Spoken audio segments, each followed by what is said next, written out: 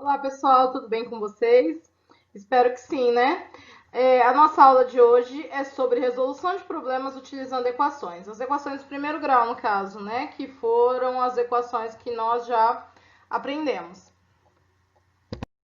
Então, nós vamos ver algumas situações que podem ser resolvidas utilizando a equação do primeiro grau, né? A equação do primeiro grau resolvendo alguns problemas. O primeiro exemplo que eu coloquei aqui o dobro de um número subtraído de 20 é igual a 100. Qual é o número? Bom, o dobro de um número, tudo que é desconhecido, que número, tá?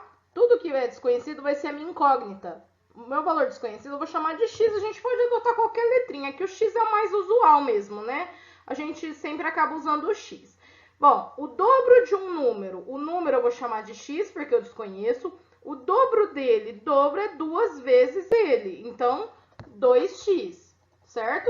Subtraído de 20, então 2x menos 20 é igual a 100. Eu equacionei o meu problema, certo? 2x menos 20 é igual a 100. Para eu descobrir qual é o número, basta eu resolver essa equaçãozinha do primeiro grau, conforme já visto anteriormente. Tudo que tem letra, né? O que tem a incógnita fica no primeiro membro, o que não tem vai para o segundo membro, e sempre que passa pelo sinal de igual, a gente inverte o sinal. Se for positivo, fica negativo, se for negativo, fica positivo.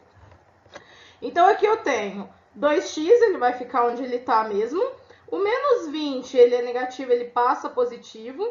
Então, vai ficar 2x igual a 100 mais 20. 2x igual a 120, o 2 passa dividindo. Aí eu tenho 120 dividido por 2, x é igual a 60. 60 é o número procurado. Se eu dobrar 60, dá 120. 120 menos 20 dá 100. Ou seja, satisfaz aí a ideia do nosso problema. O segundo exemplo, ele fala sobre soma de números consecutivos. Primeiro, o que são números consecutivos? Números consecutivos são aqueles que vêm um após o outro. 1, 2, 3 são números consecutivos. 10, 11, 12 são números consecutivos. 20, 21, 22 são números consecutivos, certo? Nesse caso, eu falo de 3 números consecutivos desconhecidos. Então, eu posso chamar o meu primeiro número de x.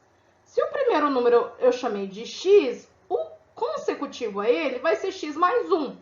E o consecutivo ao x mais 1 vai ser o x mais 2. Por quê? Como que a gente encontra números consecutivos? Somando de 1 em 1. 1 mais 1, 2. 2 mais 1, 3. 3 mais 1, 4. É assim que eu obtenho números consecutivos. Então, os 3 números consecutivos que eu tenho aqui vão ser x, x mais 1 e x mais 2. E agora a gente vai equacionar o nosso problema.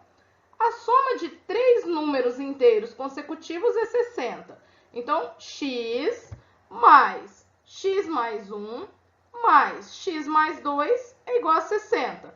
A partir daqui, resolução de equação do primeiro grau. Então, a ideia é saber equacionar o problema. A partir daí, é só resolver a equação, tá? Esses x vão ficar tudo aqui no primeiro membro, x mais x mais x. 60 no segundo membro, o 1 positivo passa negativo, o 2 positivo passa negativo. Então, eu tenho x mais x é igual a 3x, 60 menos 1 menos 2 igual a 57. O 3, que está multiplicando, passa dividindo. 57 dividido por 3 é igual a 19. O x é igual a 19. Eu tenho 3 números consecutivos. Se o primeiro deles é 19, então os 3 números são 19, 20 e 21. A pergunta é, qual é o produto entre esses 3 números?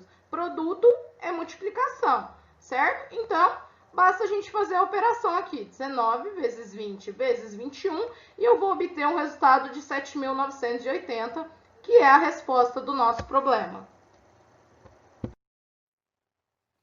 Outro exemplo que eu coloquei aqui, ele fala de antecessor. O que é antecessor? Antecessor é o que vem antes. Sucessor, que não é o meu caso aqui, mas sucessor é o que vem depois. Então, se eu tiver o número 5, quem é o antecessor ao número 5? É o 4. Quem é o sucessor do número 5? É o 6, certo? Então, aqui eu tenho a seguinte pergunta. Que número eu sou? O dobro de meu antecessor, né? O dobro de quem vem antes de mim, menos 3 é igual a 25. Então, primeiro a gente precisa dar nomes. Para não ter erro, nomeie aí a sua variável, o antecessor ou o sucessor, ou o que quer que seja que esteja falando o problema, né? Ou o número consecutivo. Vamos dar nomes. Eu chamei o número de x. Se o número é x, antecessor é o que vem antes. Ou seja, é um número a menos. Antecessor de 4 é 3, que é 4 menos 1. Antecessor de 5 é 4, que é 5 menos 1. Então, o antecessor de x vai ser x menos 1. A partir daí, a gente vai equacionar nosso problema.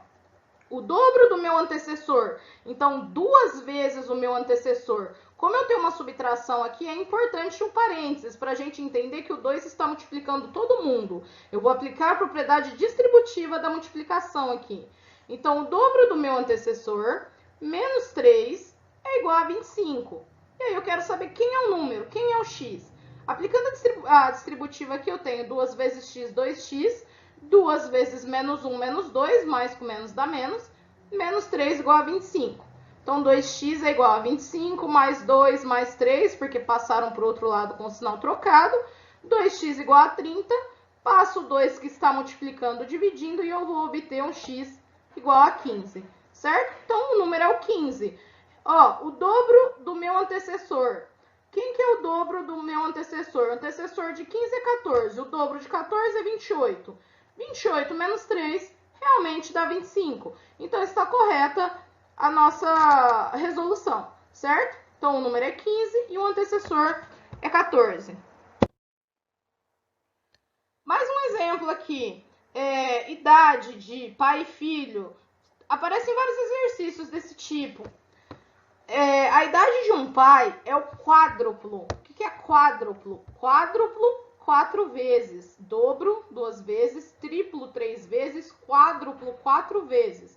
Então, a idade de um pai é 4 vezes a idade do filho. A idade do filho multiplicada por 4. Daqui a 10 anos, a idade do pai será o dobro da idade do filho. Qual será a idade de cada um deles em 10 anos? Daqui a 10 anos, não hoje. Então, a gente sempre organiza o exercício antes de montar a equação. Dá nomes, como que vai ser a idade hoje, como que vai ser a idade daqui a 10 anos e depois equaciona, para não ficar confuso. Então, assim, ó, vamos começar pelo filho, que é mais novo. Não sei a idade do filho, tudo que eu não sei eu chamo de x, certo? Só que se o filho tem a idade x, o pai vai ter 4 vezes esse x. Então, por isso que eu escrevi aqui, ó, hoje o filho tem x e o pai tem 4x, certo? 4 vezes o x, 4x, 4 vezes x. Daqui a 10 anos, todos nós vamos ter 10 anos a mais. Então, seria a idade que eu tenho hoje, a idade que o filho tem hoje, a idade que o pai tem hoje, mais 10. Então, se hoje o filho tem x, daqui a 10 anos ele vai ter x mais 10. Se hoje o pai tem 4x, daqui a 10 anos o pai vai ter 4x mais 10. Agora eu posso equacionar o meu problema. Como a pergunta é daqui a 10 anos, então eu tenho que usar essa parte aqui, ó, né? Do x mais 10 e do 4x mais 10. O que acontece daqui a 10 anos? A idade do pai será o dobro da idade do filho. Então, daqui a 10 anos, a idade do pai, que é 4x mais 10, daqui a 10 anos, vai ser o dobro da idade do filho. Então, 2 vezes a idade do filho, que é x mais 10. Lembrando que, mesmo caso do exercício anterior, o parênteses é importante, porque eu tenho que mostrar que o 2 multiplica tanto x quanto 10 e fazer a propriedade distributiva da multiplicação. Então, aqui eu tenho 4x mais 10, 2 vezes x, 2x, 2 vezes 10, 20. E aí a gente vai fazer aquele esqueminha, x para um lado, número para o outro. 4x menos 2x, né, que o 2 é positivo, ele passa negativo, igual a 20 menos 10, o 10 é positivo, ele passa negativo. Então, 2x igual a 10, o 2 passa dividindo, 10 dividido por 2 é igual a 5. Eu quero saber a idade de cada um deles daqui a 10 anos. Quem eu chamei de x? Eu chamei o filho de x. Hoje ele tem 5 anos. Hoje o pai dele tem 4 vezes 5. 4 vezes 5, 20. Isso é hoje, tá? Porque o x representa a idade do filho hoje. Então, hoje o filho tem 5. Hoje o pai tem 20. Daqui a 10 anos, o filho vai ter 15 que é 5 mais 10, e o pai vai ter 30, certo? Que seria 20 mais 10, né? Se eu também fizer aqui 4 vezes 5, 20 mais 10 também vai dar 30 anos. Então, hoje o filho tem 5 anos e o pai tem 20, em 10 anos o filho terá 15 e o pai 30, certo? Vamos para mais um exemplo. Numa sala de aula existem 6 meninos a mais do que meninas. Se o número total de alunos é igual a 36, determine o número de meninos. Eu chamei as meninas de X. Percebe que eu sempre pego a idade mais nova ou um número menor aí entre meninos e meninas para chamar de X. Mas poderia ser o contrário, tá? Só que se fosse o contrário, ia ter uma mudança aqui. Como eu chamei as meninas de X e os meninos têm 6 a mais, eu tenho que chamar os meninos de X mais 6. Se eu tivesse chamado os meninos de X, eu teria que chamar as meninas de X menos 6. Por quê? Se tem 6 meninos a mais, é porque tem 6 meninas a menos, tá? Então, tem essas duas opções. Eu gosto de colocar sempre quem é menor como X, mas aí não faz diferença alguma, tá? Então, eu chamei as meninas de X, os meninos de X mais 6. Se o número total de alunos é igual a 36, determine o número de meninos.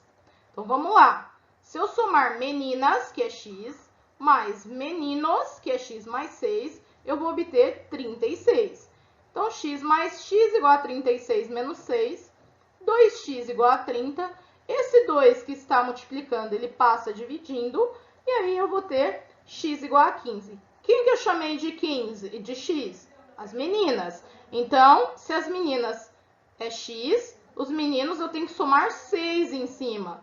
15 mais 6 é igual a 21. Então, eu tenho um número de meninos igual a 21. Se eu somar 21 com 15, tem que dar o 36 aí do começo. Bom, e um último exemplo que eu deixei aqui para vocês sobre saque, depósito, sobre conta bancária. Em determinado período de tempo, na conta corrente de Carlos, ocorreram apenas 3 saques e 2 depósitos, sendo saques de R$ 120, R$ 375 e R$ 420, e os depósitos de R$ 500 e R$ 650. Se após essas movimentações, o saldo da conta corrente de Carlos ficou negativo em R$ 213, o saldo antes dessas movimentações era de quanto? Se eu estou falando para vocês que o saldo do Carlos ficou negativo, é porque ele deve ao banco, tá? Quando o nosso saldo no banco é negativo, é porque a gente está devendo, porque a gente tirou mais dinheiro do que a gente tinha e a gente ficou devendo para o banco. Quando o saldo é positivo, significa que a gente não deve nada e ainda a gente tem aquele dinheiro ali que é nosso, certo? Então, como que a gente vai resolver o nosso exercício? Primeiro, eu não sei o que o Carlos tinha antes de sacar e depositar, que é o que a gente vai chamar de X, tá? Que era o meu saldo antes de toda essa movimentação. Tudo que entra, tudo que eu deposito na conta, para mim é mais, porque eu estou acrescentando lá dinheiro na minha conta, então eu vou somar. Tudo que eu saco, eu estou subtraindo da minha conta, eu estou tirando o dinheiro ali da minha conta, certo? Então, o depósito a gente vai somar, o saque a gente vai subtrair e vamos ver o que ele tinha no começo aí, porque, pelo visto, ele ficou devendo para o banco aí R$ 213, ele ficou com saldo negativo. Então, eu tinha X, certo? Eu não sei quanto que eu tinha, que é o que eu quero descobrir. Fui lá e saquei 120, menos 120. Fui lá e saquei 375, menos 375. Saquei 420, menos 420. Agora vem os depósitos. Depósito vai ser positivo. Depósito eu estou acrescentando na minha conta. Então, mais R$500 e depois mais 650. Tá? Esse vírgula 00, como não tem centavos, não é necessário a gente colocar durante o cálculo. A gente pode colocar somente na resposta. Então, vamos lá. Eu tenho aqui X menos 120, menos 375, menos 420, mais 500, mais 650, igual a menos 213, que foi o que ficou no final, que eu vou devendo para o banco no final. Vou passar todos esses números para o outro lado. O que era positivo a gente vai passar negativo e o que era negativo a gente vai passar positivo. Então, 120 positivo, 375 positivo, 420 positivo, 500 negativo, 600 negativo e 213, como ele permaneceu onde ele estava, negativo também. Eu gosto de fazer assim, quando eu tenho uma mistura aí de números positivos e negativos, eu gosto de somar tudo que eu tenho de positivo, somar tudo que eu tenho de negativo e depois subtrair, eu acho mais fácil, tá? Mas aí não é uma regra. Eu somei tudo que eu tenho de positivo aqui e deu 915. E eu somei tudo que eu tenho de negativo aqui e deu menos 1.363. Já vi que a minha conta era dívida, né? Mesmo antes aí de toda essa movimentação. Por quê? Eu tenho 915, eu devo 1.363, então eu vou continuar devendo.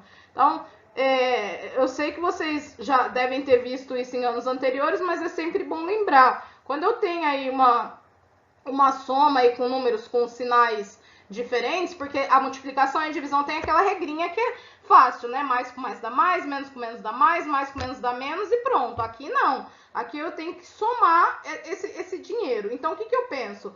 Eu tenho 915, mas eu devo menos 1.363. Então, eu vou continuar devendo. A minha dívida é maior. A gente conserva o sinal do maior e subtrai. Então, se eu tenho 915, eu devo 1.363, eu vou continuar devendo 448, tá? Então, x igual a menos 448. Esse era o meu saldo inicial. Eu já devia para o banco, eu fiz toda aquela movimentação, eu continuei devendo. Eu não, né? O Carlos, ele continuou devendo, mas ainda assim tá devendo menos, né? Ele devia 448, hoje ele deve 213. Pessoal, por hoje é só. Eu queria passar esses exemplos para vocês. E não deixem de fazer as atividades propostas no site. E até a próxima aula.